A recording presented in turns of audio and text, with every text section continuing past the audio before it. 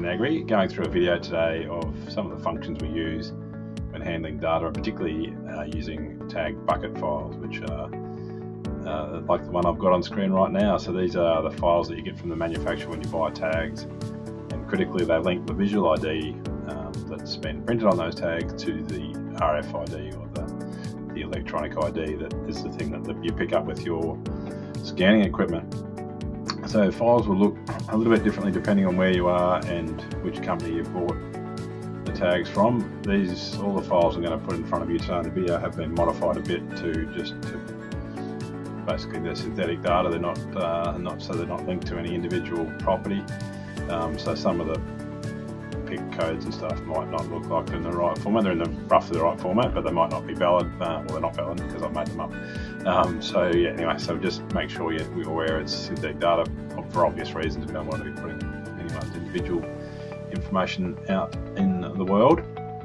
But each of those files, I guess you'll get, and if it's an Australian, if you're in Australia, then you'll have PIC and your NLIS ID as part of that. If you're not, and I'll go through some different examples, you'll have you'll just have RFID, and it might be some other stuff which will that the manufacturers put in this file. The critical thing is what we're looking for in these files is the RFID and the visual ID. They're the two things that we want mostly from this file, and you can get that. And so when you order tags, depending on which company you buy them from, they'll either get emailed to you, this tag bucket file, or you might have to go in to the website and enter your invoice number and download that. But that's a critical bit of info to grab. And I guess and so once you've got that info, then it doesn't matter whether you can use things, you can record things on the visual ID, like things like which series of tags that you put in that particular group of lambs based on the visual ID, and then link that back to the RFID. And sometimes you might, if you just want to read a number and take a photo of a number because you want to record something against that animal, you'll obviously only have the visual ID if you haven't got the gear with you. So it's good to have both those things in your core file. So if we start off with a drop of animals, often we might start a new file on those animals. We want to look at that tag bucket file. We want to grab the relevant information out of that. So we want to grab the RFID. And often we'll just copy that whole lot from that CSV file that comes. So it's always in a CSV form, which is just a generic spreadsheet form. If you're in Excel or Google Sheets, you want to bring that into a workbook that has multiple pages normally. CSVs only have one page. So we want to grab that, and then we want to put that into a new format, that new sheet. And so we'll just copy paste that in there. And I'm going to get rid of these things that I'm not going to use in the future. I know what tag color they are, and I'm not worried about all that info, so I'll just get rid of that straight away. And then if this is a drop of information, I'm also going to save that as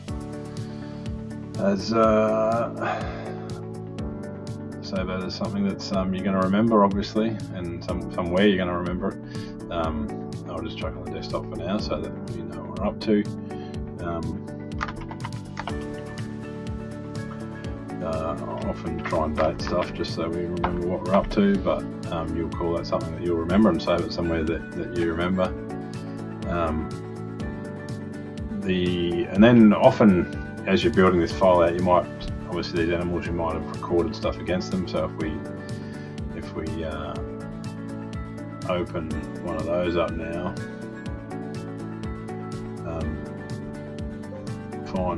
find other data that's linked to that. I'll just quickly get into there and we'll be right to go. One thing you'll know is CSV files don't come up. You have to change to all files, so they don't turn up otherwise.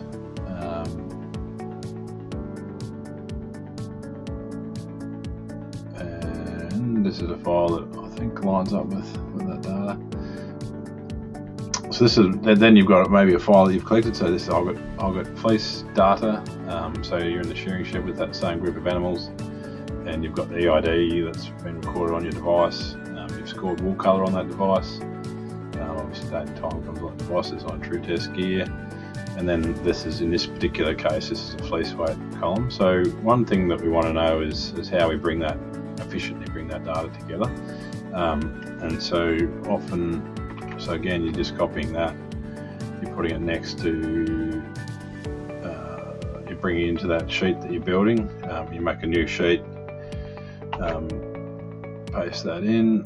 A few format changes in date and time, which tend to not matter. You can change the format of those cells to date, and then it'll come back into knowing what date it is. But often you'll know what age group it is, and if you're commercially farming, that date isn't important. If you're a stud, it obviously is. But I guess the key bit of information we want to bring out of here is this fleece weight and wool colour, and bring it into this master sheet where we're going to bring data together to do some analysis on maybe. And so the equation that you need to get your head around a lot is the XLOOKUP equation. So this is the one that I use probably most frequently in Excel or Sheets. And what it does is looks at the data point.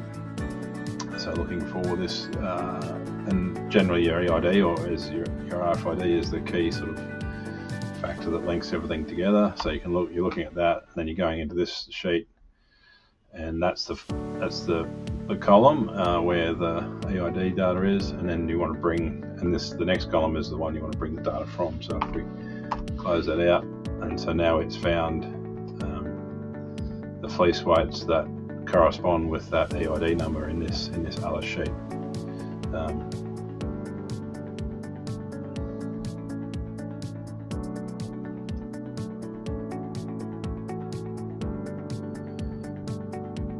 And so that doesn't matter where that tag number is or that RFID is in this other sheet, it'll find it, and then bring it across. I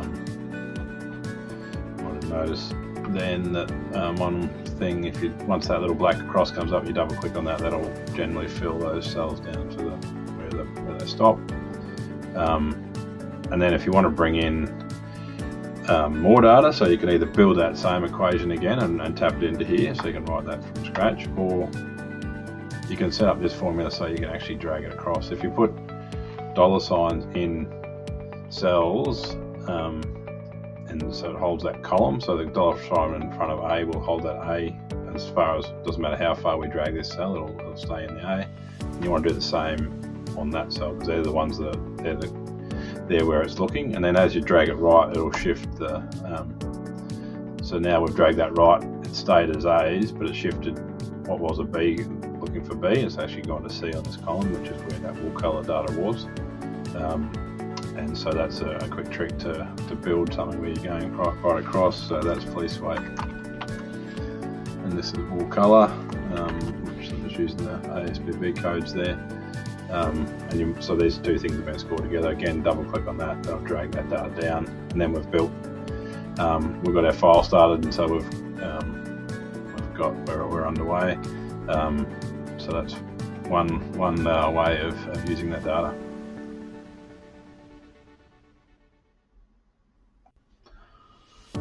Right, onto a different manufacturer's tag bucket file. Similar stuff, we're looking for the same information. Just quickly, this bounced up as I opened this file. I thought we'd demonstrate. Just when it asks you this question, it's asking for doing conversions. Just say don't convert. We're trying to. Often you'll get.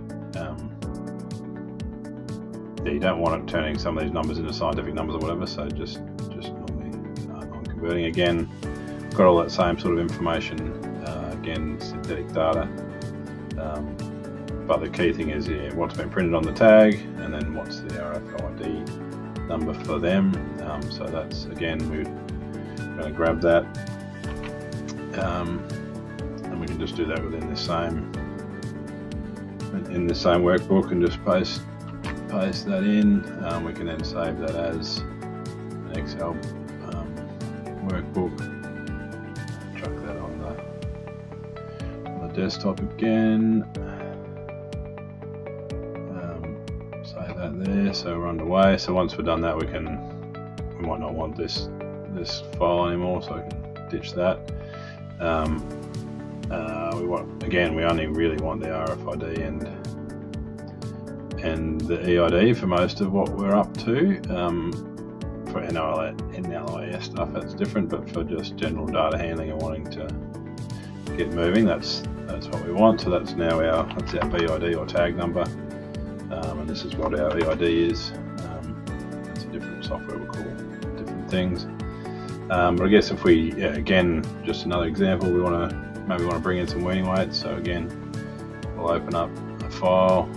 This one is we've got a birth type now. We've got a weaning weight, and again, just the date that was recorded and the time.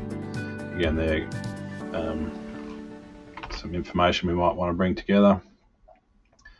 We can close that out, and shouldn't have said no there. Should have said yes. Grab that, copy that, close that. We want to keep that stuff in the clipboard this time rather than delete it. And again, we're using that same formula, equals XLOOKUP. We're going into this EID, we're going to that, it's in C now, so that's where that EID data is. And then we want this weight data, so we're going into column B. We're closing that out, and that's going to bring that weaning weight across. Again, if we want to get more than one piece of information, we want to lock that cell to A.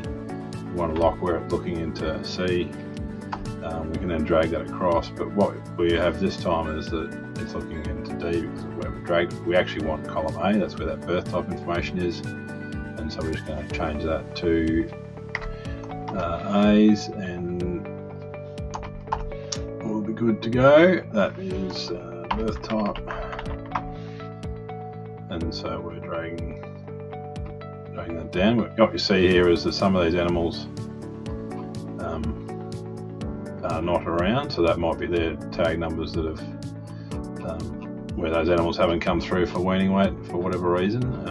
If you know that they're definitely gone, then they can either be deleted, or you might just want to leave these blank, so just delete the formula out of there. One thing that you do want to do when you're playing around these XLOOKUPs is once you've done it, is you want to, where you've got these XLOOKUPs equations, they're always going to be active, but often you don't want that. You actually want to lock in what's been recorded there. And so if you copy them,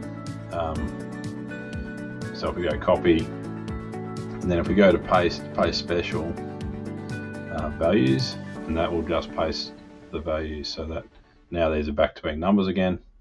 And you've got these NAs, which are animals that didn't exist in this weight file, but did exist in our tag bucket file. So they might have been tags that broke, or those animals that died, or whatever.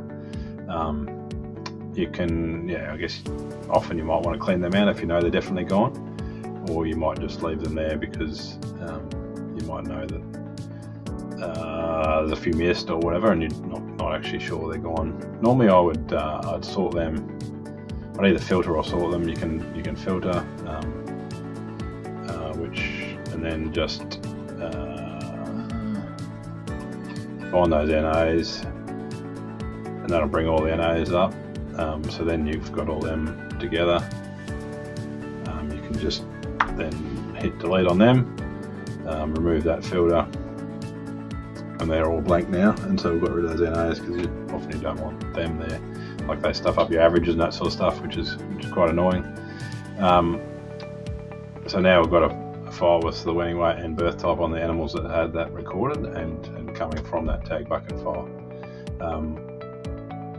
We might want to save that as an Excel. We've done that, so we'll save that. That's all good. So that's building, and that can continue to build. So next time we weigh them, we can put data against those same animals and build that file across. Or we might want to have a look at things like so I'll turn that filter off to get out of the road. But I might want to say, let's have a look at do a pivot table of that data to give us a look at what our weaning weight averages were on, say, birth type in this particular example. That's in sum, so you want to change that to average. And so we've got singles averaging 31.9, twins at 28.7, and triplets at 25.2, which is the kind of thing you'd expect. So pivot tables are a great way to really quickly have a look at your data, and you can drag these around as to where you put them. You can have them in the columns, or you can put them into rows. If you've got a couple of things to, there might be birth type and rare type or something, if you had that, or breed or something, you can put that in here as well, and then you can split it out in a range of ways. So it calculates those averages really quickly. You can also do a whole heap of other things, so it'll some count them average of max min, do a range of different things, and really quickly. So it's a good example of that action.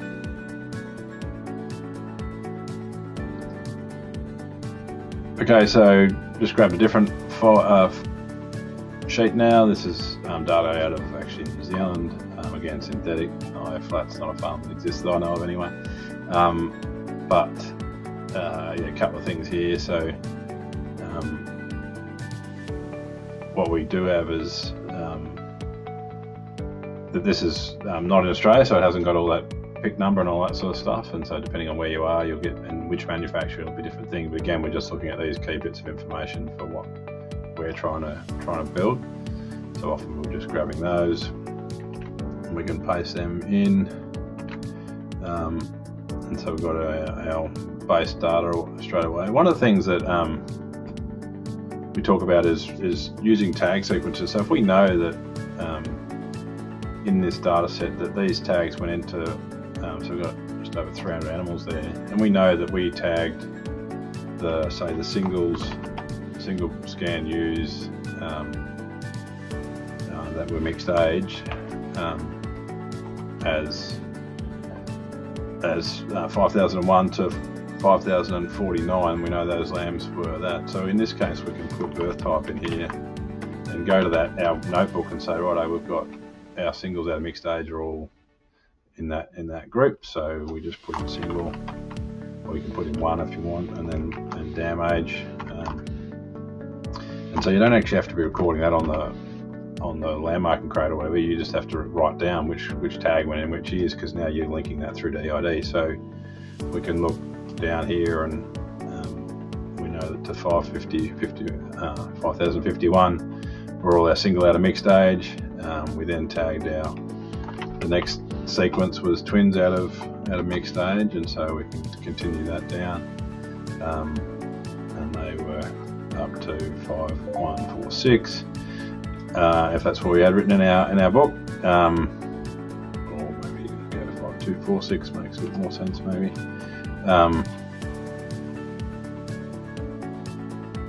And then if we have other groups, so then our next group might, from 5246 onwards, might have been singles out of two tooth or ewe lambs or whatever. You get the drift, so you can actually write that in, drag that down to whatever the tag sequence is. So all of a sudden you've got this data set built, and whatever information you've known, and this is just by knowing which paddock those lambs were tagged in, and you've got that ewe age, and we can actually correct for that later on. So you've built this sort of these lifetime data on those animals just by writing those tag sequences down. You then might want to obviously, then we've got weaning weight on those lambs that just came through as a file. So again, this is coming off your indicator, whichever one you're using. You've got your weight, date, and all that caper. So really, you just want these two bits of information. You might, so grabbing that.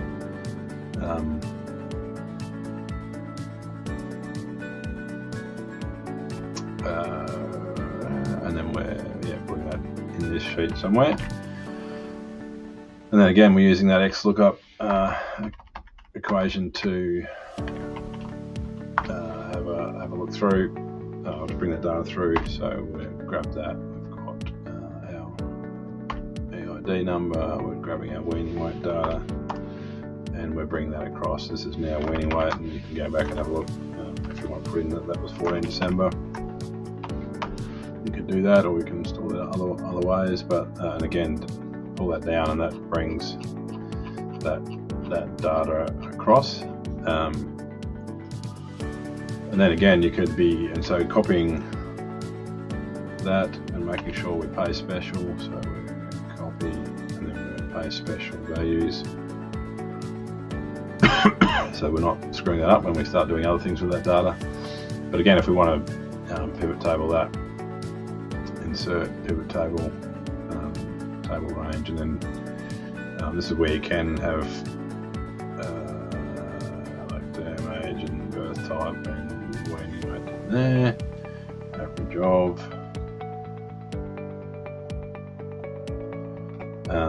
and this is synthetic data, so it won't make a lot of sense, but we know that we've been better off doing that. Maybe we're better off term age and birth type doing it that way. You can do it in a range of ways, but yeah, these weights, these averages don't make a lot of sense because of synthetic information, not proper information. But you'd see a bigger change there. But straight away we've got the averages of those different groups so we've got basically all our just straight weaning weight data. But because we've written down the tag numbers of which tags went to which years, we're then going through and we can straight away from that data pull this information where we've got the average of our hoggets and our singles and twins in those, and our mixed age, and we'd have 2 of this as well if we did that in its full completeness. So really quite simple, using a few equations to pull together some data and get some insights into your information and pull it all together, and without too much stress, without too much it's pretty much only those couple of equations, not heaps of different equations to use to get that information.